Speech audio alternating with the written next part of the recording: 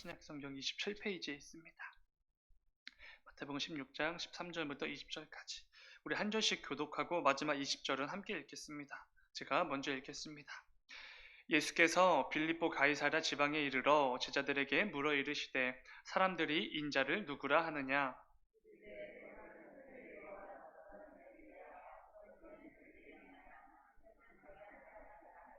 이르시되 너희는 나를 누구라 하느냐?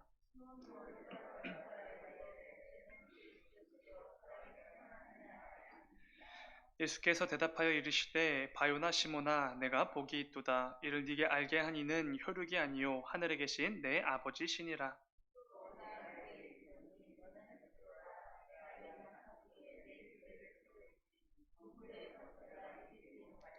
내가 천국 열쇠를 내게 주리니 내가 땅에서 무엇이든지 매면 하늘에서도 매일 것이요 네가 땅에서 무엇이든지 풀면 하늘에서도 풀리리라 하시고 이에 제자들에게 경고하사 자기가 그리스도인 것을 아무에게도 이르지 말라 하시니라. 아멘. 아멘. 잠시 기도하겠습니다. 새벽 강단에 드려진 예물이 있습니다. 최대승 김윤경 지사님 주연이 한이가 1,000번째 드렸고 최대창 9번증 과정에서 1,000번째 예물 드렸습니다. 잠시 기도하겠습니다. 사랑의 주님 감사합니다. 아버지 오늘도 우리가 또 분주한 하루 가운데 나아가기 전에 말씀으로 먼저 하나님의 뜻을 구하면서 나아가고자 이렇게 모였습니다. 아버지 함께 모여서 또 각자의 처소에서 예배할 수 있도록 모든 상황과 또 여건들과 우리의 마음을 허락하여 주시니 주여 진정으로 감사드립니다. 이 시간 말씀을 통하여서 하나님의 뜻을 먼저 구하고 나아가는 우리 모두가 되게 하여 주시옵소서. 사랑의 주님 최대창 구본증 가정에서 2,000번째 예물 드립니다. 아버지 이 가정을 위해 기도하는 손길들 또 눈물들 무릎들이 있습니다. 아버지 그 기도의 제목 가운데 주님 함께하여 주셔서 이 기도의 제목 속히 응답되어질 수 있도록 또 그 가정을 통하여서 또 그 가운데 복음이 심겨지고 예수 그리스도의 사랑이 무엇인지 깨닫게 되는 아버지 놀라운 일들을 경험할 수 있도록 주님 인도하여 주시옵소서. 또한 또 최대승 김윤경 지사님 가정 또 주연이 한이 또 1,000번째 예물 드립니다. 아버지 이 가정 가운데 더욱더 믿음을 허락하여 주시고 하나님께서 이 가정 가운데 허락해 주신 그 모든 기도의 제목들 간구하며 나아가오니 하나님께서 이 가정을 통해 이루고자 하시는 모든 계획들 아버지 속히 이루어 주시옵소서. 그 가정 가운데 주님께서 허락해 주시는 형통함과 또 주님께서 허락해 주시는 모든 유익들이 넘쳐날 수 있도록 주님 함께하여 주시옵소서. 주님 감사합니다. 거룩하신 예수님의 이름으로 기도드렸습니다. 아멘. 아멘. 오늘 말씀에 앞서서 광고가 하나 있습니다. 다음 돌아오는 주간은 고난주간입니다. 그래서 담임 목사님 그 고난주간 특별 새벽 기도회가 진행이 됩니다. 거기 너 있었는가? 라는 주제로 말씀 전해주십니다. 그래서 이번 주 주일 종려 주일 설교를 시작으로 그리고 고난주간 한 주간 또 특별 새벽 기도회가 진행되고요. 그리고 금요일에는 성금요일 예배가 드려집니다. 저녁이지요. 그리고 부활주일 당일 새벽에는 부활 새벽 예배가 있습니다. 그리고 부활주일 설교까지 이어집니다. 모든 설교를 사모함으로 잘 참여해 주시기 바랍니다. 함께 읽은 말씀을 가지고 너희는 나를 누구라 하느냐 이런 제목으로 함께 말씀을 나누도록 하겠습니다. 오늘 본문 말씀은 제자들을 향한 예수님의 질문으로 시작이 됩니다. 본문 13절입니다. 예수께서 빌립보 가이사랴 지방에 이르러 제자들에게 물어 이르시되 사람들이 인자를 누구라 하느냐. 그러니까 예수님께서는 제자들에게 사람들이 나를 누구라 생각하느냐 이런 질문을 던지신 것입니다. 그러자 제자들이 곧잘 대답하는 것을 보게 됩니다. 이어지는 14절. 이르되 더러는 세례 요한, 더러는 엘리야, 어떤 이는 예레미야나 선지자 중에 하나라 하나이다. 아멘. 세례 요한은 마태복음 14장에서 헤롯 왕에 의해 목이 잘려 죽게 됩니다. 어떤 사람들은 예수님을 그 세례 요한이 부활한 것으로 생각을 한 것 같습니다. 또 어떤 사람들은 예수님을 위대한 선지자 엘리야나 예레미야로 생각했습니다. 아니면 여러 선지자들 중에 하나라고 생각을 했습니다. 아마도 제자들은 자신들이 어디서 전해 듣거나 주워 들은 정보들을 통해서 예수님이 하신 질문에 대해서 열심히 대답을 했을 것입니다. 그런데 예수님은 사실 다른 사람들 혹은 이 세상이 자신에 대해서 뭐라고 말하는지 누구라고 생각하는지 별로 관심이 없으셨던 것 같습니다. 그저 이제부터 하실 두 번째 질문을 하시기 위한 질문에 불과했던 것이지요. 두 번째 질문이 무엇입니까? 이어지는 15절입니다. 이르시되 너희는 나를 누구라 하느냐? 이 질문이 오늘 말씀의 핵심입니다. 사랑하는 제자들아, 너희는 나를 누구라 생각하느냐? 이런 질문입니다. 3년 동안 함께 자고 또 먹고 마시며 함께 사역을 감당한 제자들이 예수님을 누구라고 생각하는지 무척이나 궁금하셨던 것 같습니다. 그런데 한 가지 중요한 부분이 있습니다. 그것은 예수님께서 지금 제자들에게 이 질문을 하고 계시는 장소입니다. 이 장소가 굉장히 중요합니다. 오늘 본문 13절을 다시 보면 예수님은 지금 빌립보 가이사랴라는 곳에서 질문을 하고 계십니다. 오늘 본문을 묵상할 때 이 빌립보 가이사랴라는 지역이 어떤 곳인지 우리는 먼저 알아야 합니다. 사실 더 정확한 지명은 가이사랴 빌립보입니다. 이렇게 순서가 다르지요. 분봉왕이었던 헤롯 빌립이 로마의 황제 가이사의 이름을 따서 지었던 도시가 바로 가이사랴입니다. 그런데 가이사랴라는 지명은 이미 있었기 때문에 자신의 이름 빌립을 붙여서 가이사랴 빌립보라는 지명으로 부르게 된 것입니다. 이 지역은 그 당시에 굉장히 중요한 지역이었습니다. 상업적으로도 너무나 중요했지만 군사적으로도 너무나 중요한 요충지였다고 합니다. 특별히 이 지역은 그리스 신화에 나오는 판이라는 신을 숭배하고 열심히 섬기는 지역입니다. 가이사랴 빌립보의 원래 지명은 파니아스라는 이름인데 이것은 판을 위한 도시라는 이름입니다. 그 정도로 우상을 섬기는 일에 열심이었던 지역이 되는 것이지요. 우상인 판을 위한 장소도 많았고 신전도 있고 도시 자체가 우상을 위해 존재하는 것처럼 느껴질 정도로 굉장히 심각한 우상 숭배로 가득한 곳입니다. 판 외에도 제우스나 네메시우스 같은 우상도 열심히 섬기는 그런 곳입니다. 그리고 기본적으로 로마의 황제를 잘 숭배하는 도시로 알려져 있습니다. 자, 그림을 하나 넣어 두었는데 유적을 통해 복원한 2000년 전 가이사랴 빌립보의 모습입니다. 그림을 보시면 왼쪽부터 로마 황제와 여러 우상을 위한 신전이 얼마나 크고 웅장하게 잘 지어져 있는지를 알 수 있습니다. 정리하면 이 가이사랴 빌립보는 그 당시 가장 강력한 대제국 로마의 황제의 위엄을 알 수 있는 도시였다는 것입니다. 동시에 그들이 섬기는 온갖 우상들이 얼마나 웅장한 신전들을 가지고 있었는지 잘 알 수 있습니다. 그렇다면 이런 질문이 생깁니다. 예수님은 왜 가이사랴 빌립보에서 너희는 나를 누구라 하느냐? 이런 질문을 하셨는가? 라는 질문입니다. 가이사랴 빌립보는 그러니까 우리가 기본적으로 알고 있는 북쪽에 위치한 갈릴리 지역보다 훨씬 더 북쪽에 위치한 지역입니다. 성경에는 예수님께서 갑자기 가이사랴 빌립보로 가신 이유에 대해서 설명해 주진 않습니다. 그런데 분명한 것은 예수님은 잠시 후에 십자가에 달리시기 위해 저 남쪽에 있는 예루살렘으로 내려가셔야만 한다는 것입니다. 그럼에도 저 멀리 북쪽에 있는 가이사랴 빌립보까지 가셨다는 것이지요. 여기에는 분명한 의도가 있었을 것입니다.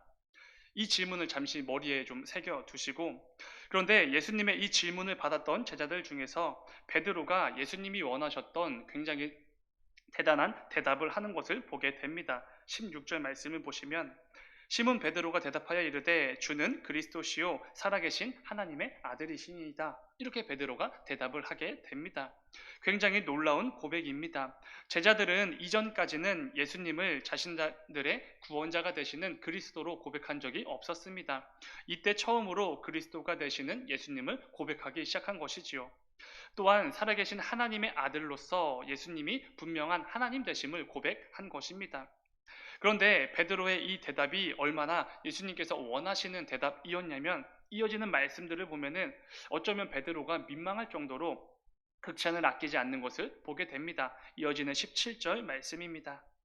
예수께서 대답하여 이르시되 바요나 시모나 내가 복이 있도다. 이를 내게 알게 한 이는 혈육이 아니요 하늘에 계신 내 아버지시니라. 아멘. 베드로야 네가 참으로 복이 많도다. 그 대답을 한 것은 네 능력도 아니고 지혜나 경험도 아니라 하늘에 계신 나의 하나님 아버지께서 알게 해주셨기 때문에 가능한 대답이다. 듣기만 해도 엄청난 칭찬을 아끼지 않으시는 것입니다. 뿐만 아니라 이렇게까지 말씀해 주시지요. 우리가 잘 아는 말씀입니다. 이어지는 18절과 19절. 또 내가 네게 이르노니 너는 베드로라. 내가 이 반석 위에 내 교회를 세우리니 음부의 권세가 이기지 못하리라. 내가 천국 열쇠를 네게 주리니 내가 땅에서 무엇이든지 매면 하늘에서도 매일 것이요 네가 땅에서 무엇이든지 풀면 하늘에서도 풀리리라 하시고. 아멘. 베드로를 통해 그 반석 위에 교회를 세우실 것이고 천국의 열쇠를 주겠다고까지 말씀해 주십니다. 주님은 놀라운 신앙의 고백을 자신에게 했던 베드로를 향해 엄청난 칭찬을 아끼지 않는 것이지요. 가톨릭은 이 말씀을 근거로 삼아서 베드로가 일대 교황이고 자신들은 그 교황의 대를 이어서 내려오는 진짜 교회라고 주장을 하기도 합니다. 그런데 예수님께서는 분명 베드로에게, 그러니까 반석 위에 교회를 세우시겠다고 말씀하신 것은 분명한 사실입니다. 그에게 천국의 열쇠를 줄 것이라고 말씀하신 것도 사실입니다. 그래서 정말 그렇게 보이기도 합니다. 그러나 이 주장에는 치명적인 오류가 하나 있지요. 그것은 베드로 역시도 우리와 같은 연약한 죄인에 불과하다는 것입니다. 그런데 연약한 죄인의 위에 그리스도의 몸된 교회를 세운다는 것은 당연히 불가능합니다. 오늘 본문 바로 다음에 등장하는 16장 23절에 보면은 어떤 말씀이 등장하죠? 예수님께서 베드로에게 사단아 내 뒤로 물러가라. 베드로에게 사단이라고 꾸짖는 내용이 등장합니다. 가톨릭의 논리대로라면 교회는 사탄 위에 세워지게 되는 것이지요. 예수님께서 반석 위에 내 교회를 세우겠다고 말씀하신 것은 당연히 연약한 죄인에 불과했던 베드로가 아니라 베드로가 했던 그의 신앙 고백 위에 세우겠다는 말씀이지요. 주는 그리스도시요 살아계신 하나님의 아들이십니다. 이 견고한 반석과도 같은 신앙 고백 위에 내가 나의 교회를 세우겠다라고 말씀해 주신 것입니다. 우리 교회는 예수님을 나의 유일한 구주 그리스도로 고백하고 살아계신 하나님의 아들로서 예수님이 하나님이심을 고백하는 공동체이기 때문에 그렇습니다. 다시 돌아와서 오늘 본문에서 베드로가 했던 신앙 고백은 사실 엄청난 고백입니다. 본문을 시작으로 마침내 제자들이 예수님을 그리스도로 고백한 것도 있지만, 그리고 예수님께서는 이어지는 21절을 보면은 마침내 제자들에게 굉장히 중요한 메시지를 주시는 것을 보게 됩니다. 바로 십자가 사건과 부활에 대해서 비로소 말씀해 주십니다. 우리가 잘 아는 것처럼 복음의 절정은 예수 그리스도의 십자가 사건과 부활일 것입니다. 우리 기독교의 핵심이 바로 예수님의 십자가와 부활이지요. 예수님이 이 땅에 오심은 우리를 대신하여 십자가를 지시기 위함이고 우리를 위해 사망 권세를 깨뜨리시고 죽음을 이기시고 부활의 소망을 주시기 위함입니다.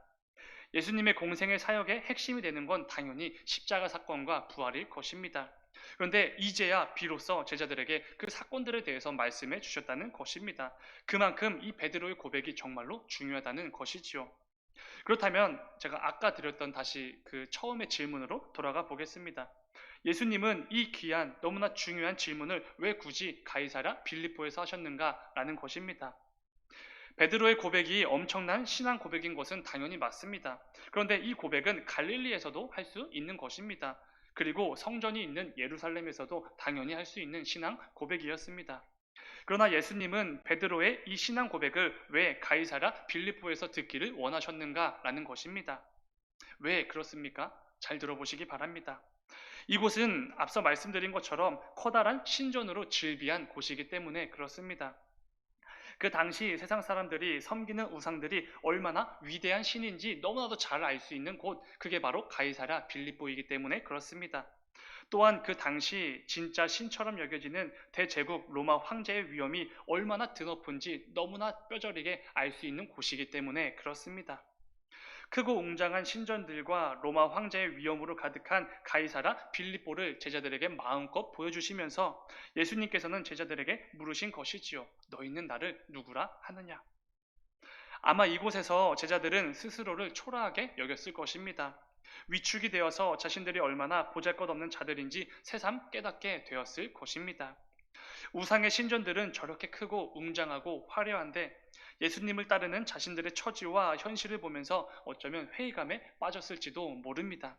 그래서 베드로의 신앙 고백이 정말 대단하다는 것이지요. 예수님께서 괜히 베드로를 격하게 칭찬하시며 그 신앙 고백 위에 교회를 세우겠다고 말씀하신 게 아닙니다.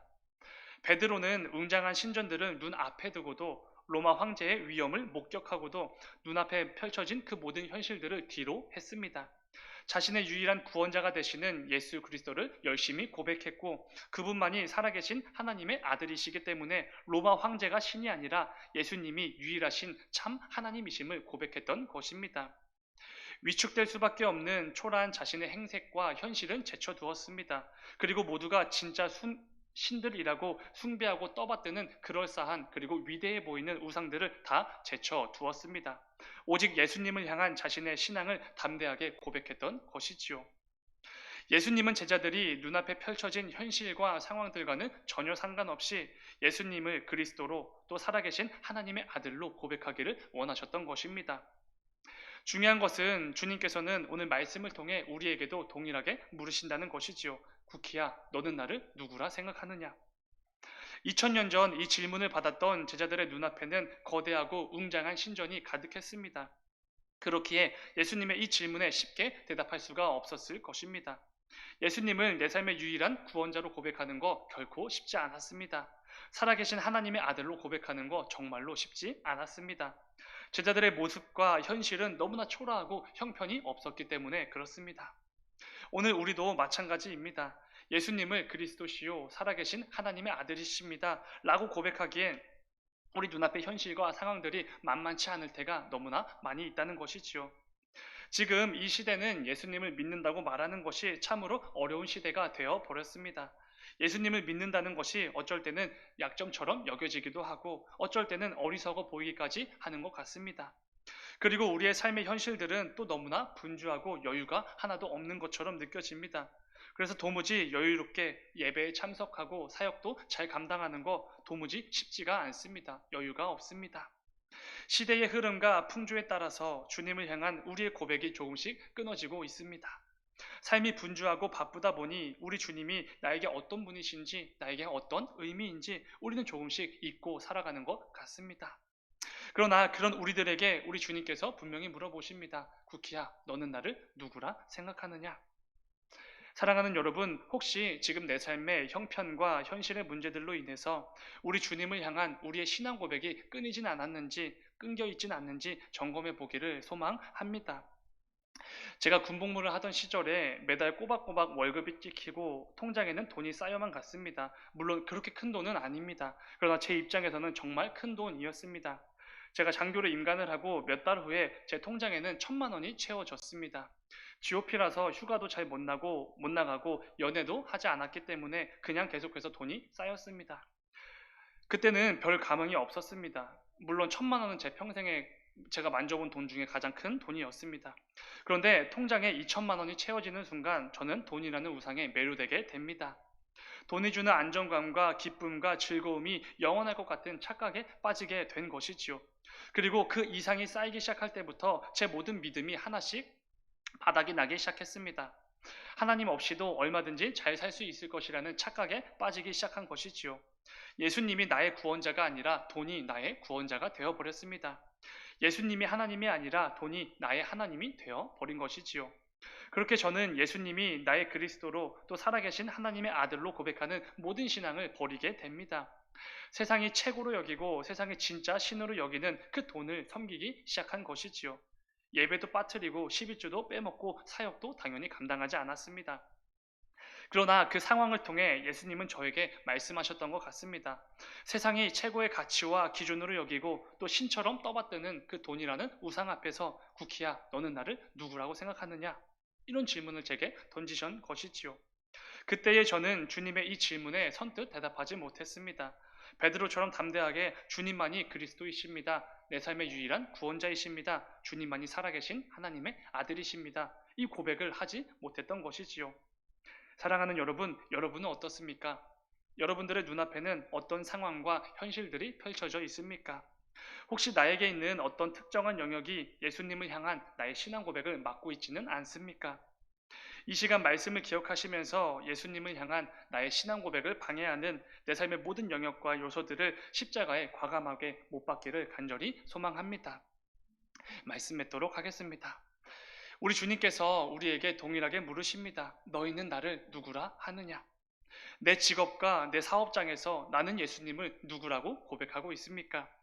내 가정과 내 자녀들 앞에서 나는 예수님을 누구라고 고백하고 있습니까? 또 코로나19라는 전무후무한 이 팬데믹 앞에서 우리는 예수님을 누구라고 고백하고 있습니까?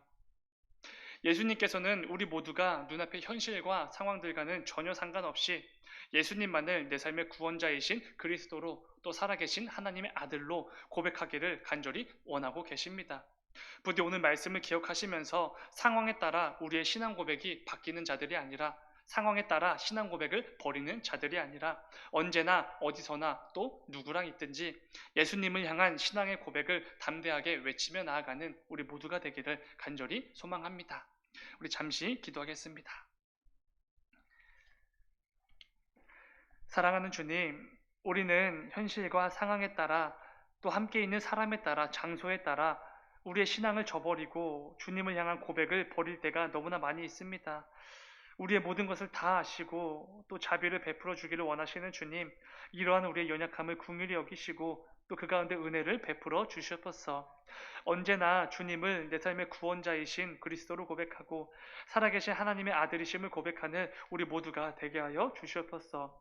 우리의 신앙 고백을 방해하는 내 삶에 있는 모든 영역들이 이 시간 다 생각나게 하셔서 십자가의 과감히 못 받고 또 삶의 자리로 나아가는 우리가 되게 하여 주시옵소서. 주님 감사합니다. 거룩하신 예수님의 이름으로 기도드렸습니다. 아멘.